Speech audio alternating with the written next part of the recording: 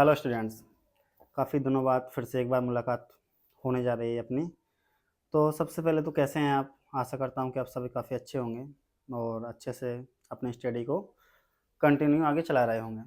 तो देखिए बच्चों, अभी 10th क्लास और 12th क्लास के एग्ज़ाम आने वाले हैं, ठीक है? तो बोर्ड एग्ज़ाम आने वाले हैं और बोर्ड एग्ज़ाम के लिए बच्चों में तैयारी का जुनून आप देख ही सकते हो अपने आस-पास, ठीक है?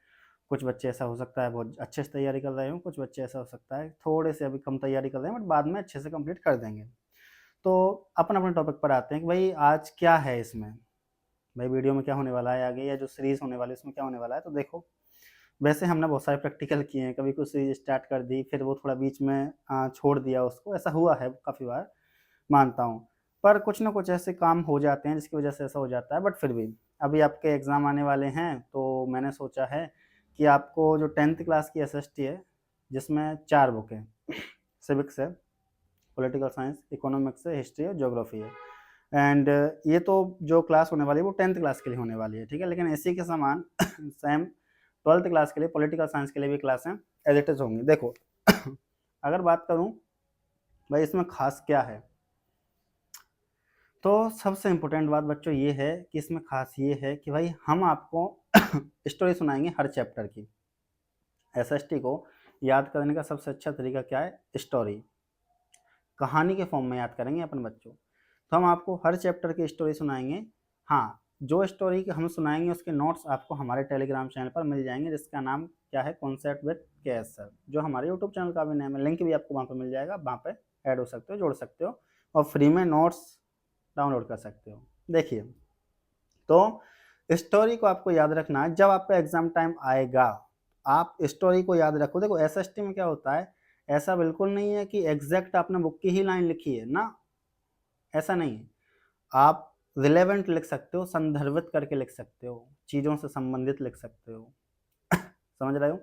तो आपको स्टोरी अगर याद है, तो आपको चैप्टर याद है। तो हम यहाँ पर आपका एग्ज़ाम जब तक नहीं आएगा और आपका जितना सिलेबस है 4 बुकों का, हर एक चैप्टर की आपको स्टोरी प्रोवाइड कराएँगे। तो बेसिकली बोल सकते हो वन शॉट रिवीजन टाइप की वीडियो होने वाली है, बट वन शॉट रिवीजन में ऐसा होता है कि आपको बहुत सारा कंटेंट लिखाया जाएगा, यहाँ पे लिखाया कुछ नहीं जाएगा।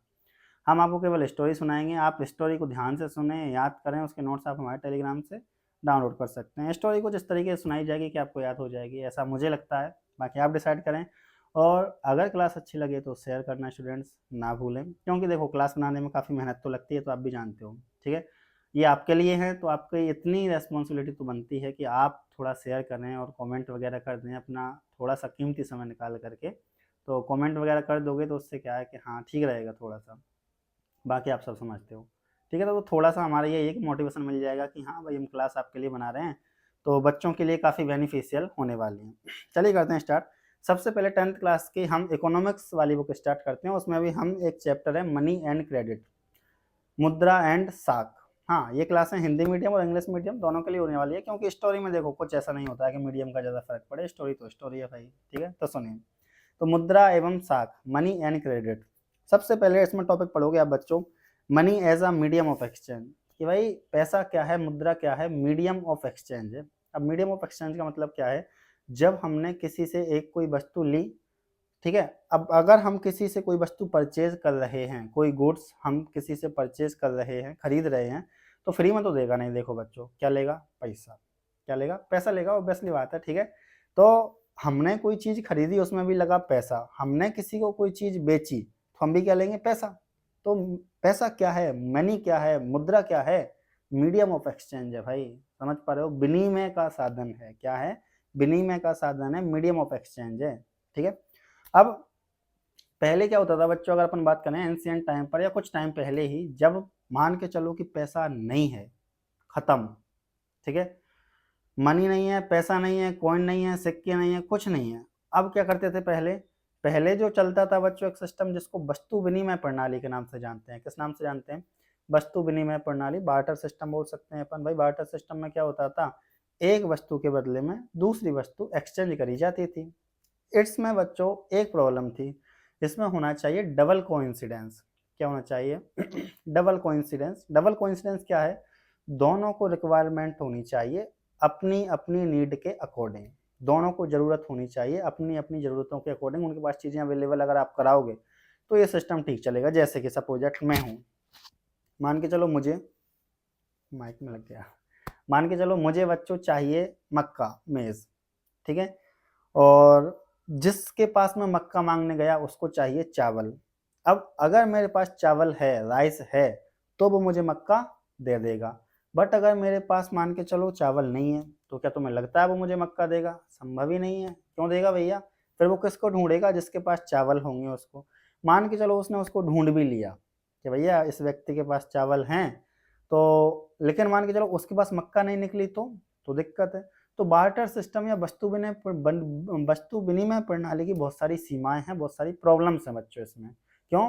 क्योंकि इसमें दोनों की रिक्वायरमेंट एक दूसरे को फुलफिल करनी होती है, और रिक्वायरमेंट गुड्स के तौर पर है, पैसे के तौर पर नहीं है।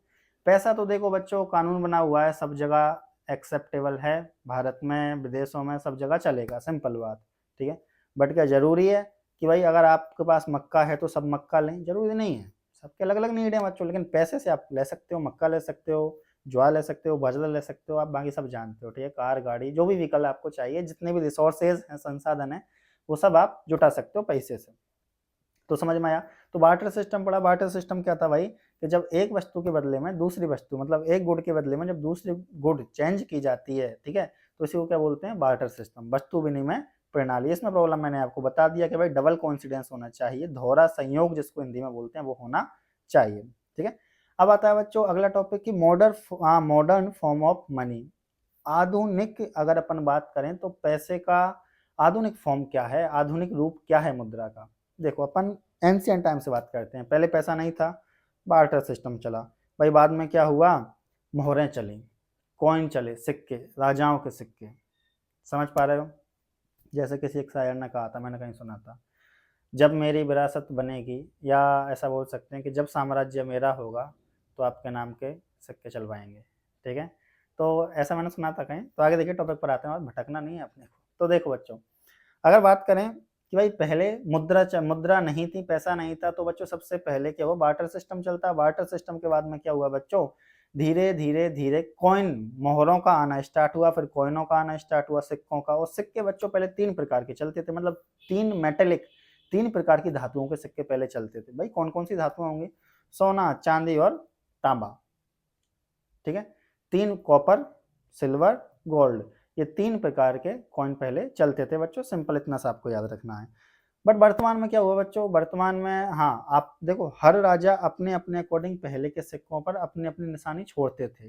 जैसे कोई राजा अपने फेमस हाथी का डायग्राम, उस पर स्ट्रक्चर उस पर बनवा देगा, कोई अपने महल का बनवा देगा, कोई अपने गढ़ का बनवा देगा, ऐसा हो सकता है, ठीक है। तो अलग अलग राजा अपने अपने हिसाब से वहाँ पे अपनी अपनी पहचान उन सिक्कों पर छोड़ते थे। अब वर्तमान में क्या हुआ है बच्चों? वर्तमान में मुद्रा 2 रूपों में चलती है, करेंसी फॉर्म में, ठीक है, और एक कॉइन फॉर्म में। करेंसी नोट, जो पेपर वाले पैसे होते हैं बच्चों, रुपए होते हैं उनको, ठीक है। तो भाई कौन कौन से चलते हैं आप जानते हो? 10 का चलता है, 20 का चलता है, 100 का चलता है, 200 का चलता है, 1000 का चलता है। तो ये सारी बातें हैं बच्चों। अब अगर अपन बात करें कि भाई ये तो ठीक है, 500 का भी चलता है बच्चों। अब अगर अपन बात करें कि भाई ये तो बात तो ठीक है, लेकिन कॉइन कितने चलते हैं? तो देखो बच्चों, 5 प्रकार के कॉइन अभी अपने लीगल टेंडर के रूप में चलते हैं। लीगल टेंडर क्या है? मतलब उनको कानूनी वैधानिकता मिली हुई है कि भाई ये एक्सेप्टेबल हैं सब जगह पर। जैसे कि 1 रुपए का सिक्का चलता है बच्चों, और उसके अलावा 5 रुपए का सिक्का चलता है बच्चों, 10 रुपए का सिक्का चलता है बच्चों, 20 रुपए का सिक्का चलता है बच्चों, और 2 रुपए का सिक्का। तो 1 रुपए का सिक्का, 2 रुपए का सिक्का, 5 रुपए का सिक्का, 10 रुपए का सिक्का और 20 रुपए का सिक्का। ये 5 क्या है बच्चों? आपके लीगल टेंडर है भाई, ये एक्सेप्टेबल हैं। सभी दुकान वाले इनको लेने को मना नहीं कर सकते, और मना करते हो तो आप शिकायत कर सकते हो भाई, बैंक वाले तो लेते ही हैं, दिक्कत नहीं है। अब देखो बच्चों, तो भाई पहले अगर अपन मॉडर्न में बात करें कि भाई मॉडर्न फॉर्म ऑफ मनी क्या है, कि भाई वर्तमान में मुद्रा का रूप क्या है, तो 2 रूप हैं बच्चों, एक करेंसी के फॉर्म में और एक कॉइन के फॉर्म में। कंप्लीट है। तो पहले पढ़ा अपन ने बच्चों की मुद्रा क्या है, मीडियम ऑफ एक्सचेंज। फिर पढ़ा बच्चों अपन ने बार्टर सिस्टम, एक वस्तु के बदले में दूसरी वस्तु एक्सचेंज की जाएगी, दोनों में डबल कोइंसिडेंस होना चाहिए, दोहरा संयोग, दोनों की नीड, दोनों की जरूरतें एक दूसरे को फुलफिल करनी चाहिए। फिर हमने पढ़ा बच्चों मॉडर्न फॉर्म ऑफ मनी, मैंने बता दिया। हाँ, आरबीआई ने कानून बना दिया है बच्चों की भाई जो करेंसी है और जो कॉइन है, जो अभी लीगल फॉर्म में चल रहे हैं, वो सभी के द्वारा एक्सेप्टेबल होनी चाहिए। कुल मिलाकर के आप कोई भी सामान उनको दे करके खरीद सकते हो पैसे के बदले में। कंप्लीट है बच्चों। कोई भी सामान मतलब जो मार्केट में बेच रहे हैं उनकी बात कर रहा हूँ, जो मार्केट में रिसोर्सेज है उनकी बात कर रहा हूँ। आगे देखिए, अगला आएगा बच्चों आपका डिपॉजिट्स विथ बैंक। तो भाई बैंकों में जमाएं क्या हैं? भाई हम बैंकों में पैसा कैसे जमा करते हैं? दो फॉर्म है बच्चों इसके, एक कैश डिपॉजिट और एक चेक डिपॉजिट। कैश डिपॉजिट, हम गए बैंक में, हमने जा करके एक फॉर्म लिया, फॉर्म फिल की फॉर्म को हमने फिल किया, भरा उसको, ठीक है, जो भी उसमें चीज़ें दी गई हैं, निर्देश दिए गए हैं, उन निर्देशों को हमने भरा, फुलफिल किया। देन उसके बाद में हमने हमारे पास जितना कैश है वो बैंक काउंटर पर दे दिया भाई कि इतने पैसे जमा कर दो, वो एक रिसिप्ट हमको दे देता है। ये तो क्या हो गया बच्चों? कैश डिपॉजिट हो गया, सिंपल बात, ठीक है।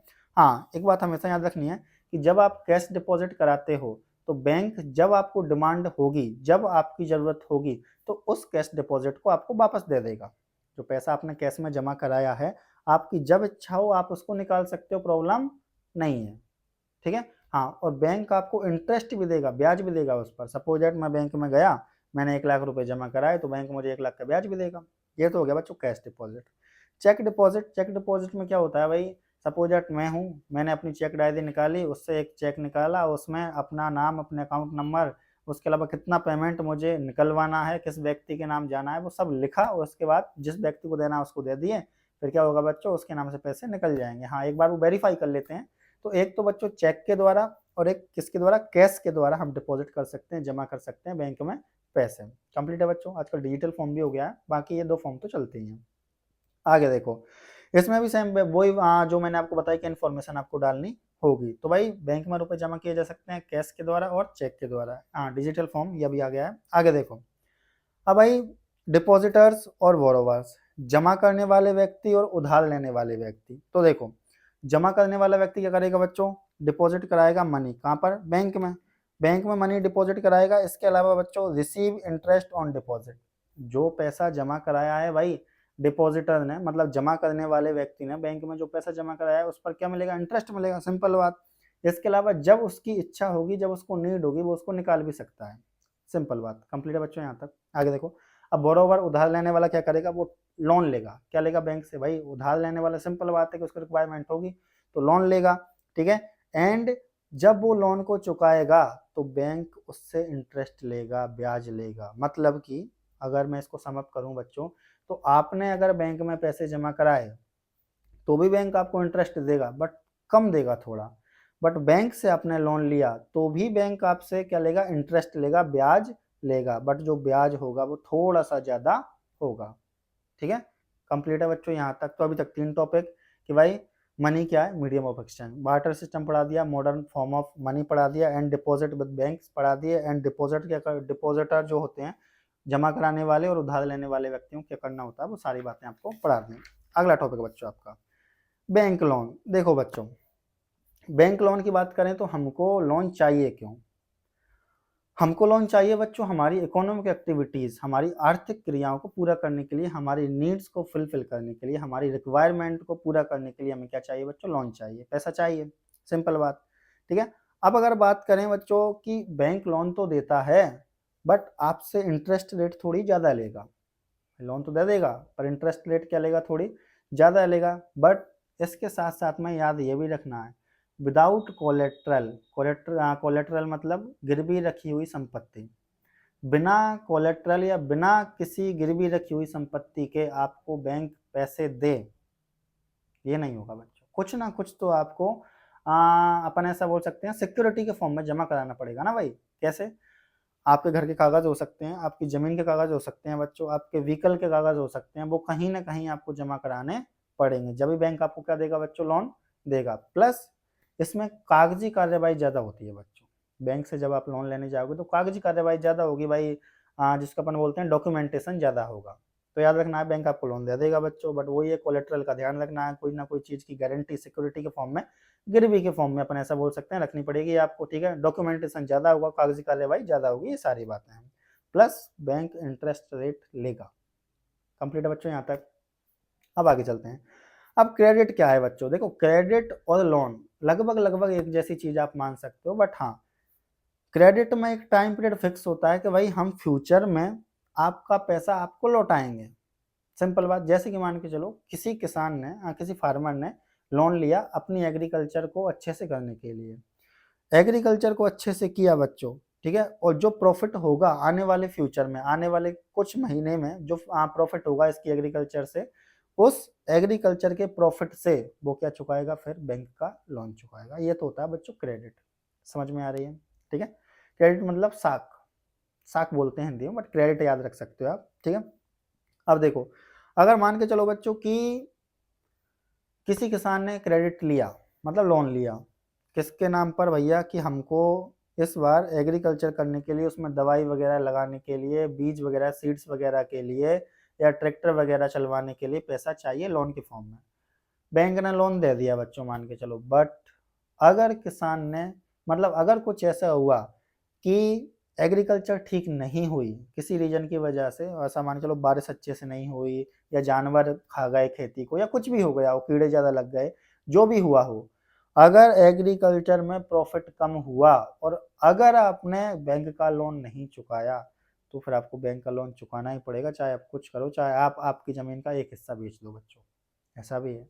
हाँ, अगर गवर्नमेंट पॉलिसी लेकर के आती है तो ऐसे किसानों के लिए कुछ सब्सिडी की फॉर्म में छूट प्रोवाइड करती है, रिलीफ प्रोवाइड करती है, कि ठीक है भाई, हम तुमको रिलीफ दे रहे हैं, हम तुमको क्या करते हैं, थोड़ा छूट दे देते हैं, थोड़ा रिलीफ दे देते हैं, ताकि क्या हो, आपको ज़्यादा परेशानी ना हो। सब्सिडी बोल सकते हो आप, सरकार के द्वारा की गई फाइनेंशियली हेल्प, सरकार के द्वारा की गई वित्तीय मदद।